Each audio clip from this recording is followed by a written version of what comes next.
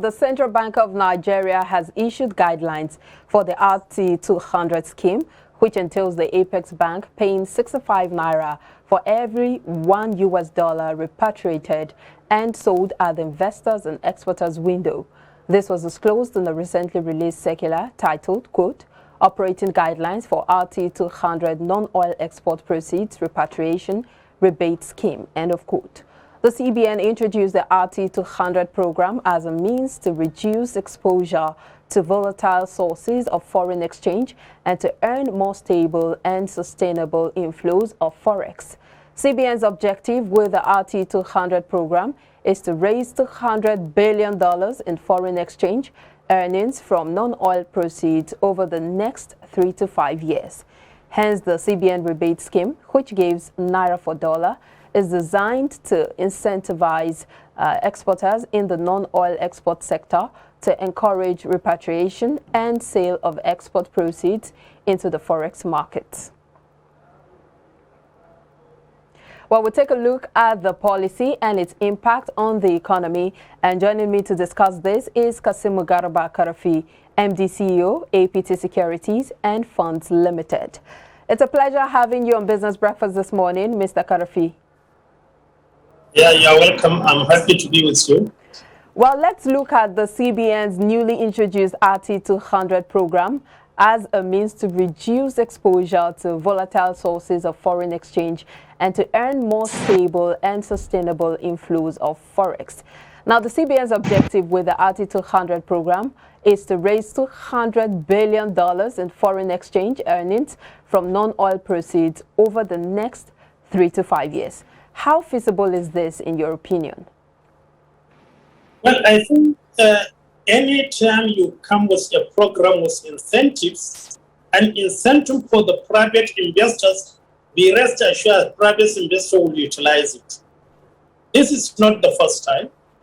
You remember, 20 years back were importing cement, but when the incentive put on place, today the private investors have utilized it. We are the net exporter of cement, no longer import it. So I believe this is a welcome development, and I believe that the private investor will make use of the incentives to make best use of it, and I see it's a good development and it's a way forward. You say it's a way forward, but let's look at our trends or past trajectory, especially when you look at the average of $6 billion per annum. That's when we talk about our non-oil exports. It was put at $6 billion per annum, and our cumulative non-oil export for the last 5 years is $30 billion, and of course representing 15% of the $200 billion target. It looks like this is a huge leap from what we currently have, and you say it is achievable. How do you expect, or what are your predictions? Yes. What you have on the record is what we call formally registered. But don't forget there is a lot of export that is informal and is not registered. Go across our border from Togo to Sokoto to Katsina to Maiduguri to Yobe to Jigawa. All these windows, they export a lot of other products, and they don't record them because there is no way they will have the formal recording for the informal transactions. Now that they have put the incentive for the dealing banks, that I can assure you the bank will encourage people to use the formal window to export it because there is incentive to it. 65 naira is not 1 naira. You remember the last incentive we had in the foreign exchange is to give you 1 naira.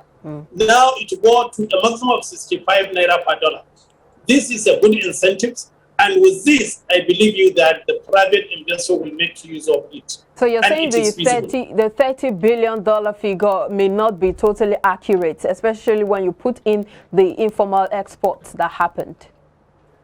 Yes, by the time you put the informal export, it will be twice of this. By the time you put the incentives and the investors now add to it, you will see that we can easily achieve between $20 to $50 billion per annum. It is achievable. We have the capacity. Well, some high points of the race to $200 billion in forex repatriation include the CBN being ready to prioritize and finance non-oil export businesses. Do you see these as a way out of our over-dependence on oil proceeds? Perhaps we are beginning to really be serious about diversifying. This is one of the way, but it's not all. Don't forget that Nigeria in diaspora remit a minimum of $20 to $25 billion. What do you think that will happen if there is incentive to them? That $20 to $25 billion can double because a lot of Nigerians are in diaspora. Can you imagine that we have not less than 6,000 Nigerians in Ukraine? That to tell you how versatile that Nigerians are, and we are all across the world. So if there is incentive to that, diaspora will remit more, and therefore we can achieve more than what the CBN projected us to achieve. Today, we have areas like Mexico, like Brazil. They rely solely on agriculture. So why not Nigeria? Well, the Nigerian Ports Authority is expected to be in the forefront of this, especially when you look at the fact that a lot of goods come in through the ports. Will there be some form of tax rebate for exporters of high-value goods in this policy? Part of the incentive is that to dedicate a port for the export so that they don't have their product queued, wasting time, because some of the foods are fresh. And if you delay them for more than the necessary time, they will be wasted, a total loss. And we don't want that. So they are looking for to dedicate a particular export port dedicated for this export. And they can do it. Don't forget that we have deep sea port, which is Lekki, very soon will be launched. We have another one coming up in Badagry. So you will see that we have so many opportunities. How many states do we have across the sea border? That each and every step, if there is incentive, they within no time can build and export with a port that can be dedicated for export. And if they do that, it's achievable. Now, also the Manufacturers Association of Nigeria, that's MAN members, are usually at the receiving end when it comes to shocks of oil price crashes and the attendant recession that it brings. Let's explore the opportunities in this policy for MAN. Yes, they already have another incentive. One of the incentives is that if an exporter decided to utilize his own export proceeds, let's say to import machineries, he will be given an incentive of 35 naira per dollar. That means you export this, having exported it, you want to use your dollar for your own benefit. Yet the CBN says that it is going to give you 35 naira per dollar. So this is an incentive that I have no doubt of me that the private manufacturer will make use of this because they know what they benefit from it. But, you know, the manufacturers are also still faced with challenges, bottlenecks when it comes to infrastructure in Nigeria. Will this policy put in place measures to bridge the infrastructure gaps so that they can be able to meet up with the export targets? Yes, the policy will do that because let me tell you, I'm talking about infrastructure like road, power, and all other infrastructure that they need to achieve optimum production. The road already they have been given. Remember the tax credit whereby traders or manufacturers are allowed to use their tax payment to use it for infrastructures. That is why today, allegedly, Dangote take dualizing the road from Ijesha down to Julius Baja using concrete. Boa have taken a part of it. MTM have decided to use Onitsha, Enugu, dualization road. So with this, manufacturers are now have already tax incentive whereby instead of remitting their tax to federal revenue, they will use it for a project accepted and agreed by the federal government to use. And most of these projects are dual benefit. Today, what do you think? Go and see Obajana. From Obajana down to the express has been dualized and concrete by the Dangote. using his own tax. The same thing was in Obo. So most of the manufacturers company, they have seen incentive already there. Plus this, nothing stop the manufacturers buying our soya bean and buying our maize, buying our all the to export in order to earn the proceed and get incentive for it to buy machinery that will expand their business. Why do you think that Julius Berger decided from construction, decided to go into agriculture sector? Julius Berger recently declared their intention that they are going into cashew nut. It's just to make use of these incentives. Now, do you foresee any bottlenecks? We of course know that any policy or any intervention coming in by the federal government or any agency usually has its own bottlenecks. What are some of the bottlenecks you foresee this policy encountering?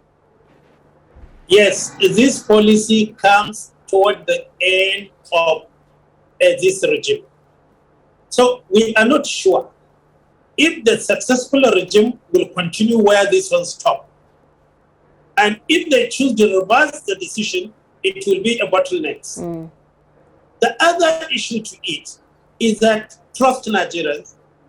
At time when they see the incentive, they will try to outsmart, whereby even dollar from something else, they can reroute it to appear as if it goes from the export. And that negates the incentive and the objective of the CBN.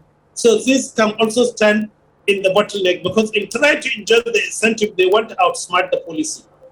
Well, we also see the Director of Trade and Exchange Department of CBN saying that a major anchor of the program was the non-oil export proceeds repatriation rebate scheme, designed to incentivize exporters in the non-oil export sector and, of course, to encourage repatriation and sale of export proceeds into the forex market. Over the years, we've seen politicization of the economy favoring only the bigwigs and those who have the necessary connection. But do you see this happening, especially when it comes to getting these incentives? Yes, I see it happening because let me tell you, even today, when you look at our peasant farmers, what they can do is just to sell at the local market. I'm sorry to say, Nigerians in our country, we allowed others to take advantage of us. Go and see who are the major buyers of the rice, who are the major buyers of soya bean. Most of them, they are the Olam, the Indians, the Chinese. Where are Nigerians? Nigerians, we need to take advantage of the policy and to be the major player in our own country. But what most of our local, you will be surprised. You go to enter the market, you see a Chinese man buying all the base. Where are Nigerians? So these are the issues. Still the major player are those who have the capital and who can do the best add value. And don't forget that it's not just mere exporting the raw material, you need to add value. And you know, most of our Nigerians, they don't even have. Recently, the Cross River State, the Akwa Ibom State decided to add value to cocoa. We hope our Western states, like Ondo, like Ogun, will also embark into those projects so that we will try to add value to our raw material that we are very good into. All right. What stopped Sokoto, Kano, Kasina going into cotton and soya bean? They can add value to it. If they do so, they will benefit. Otherwise, those who decided to add value will take advantage of the incentive.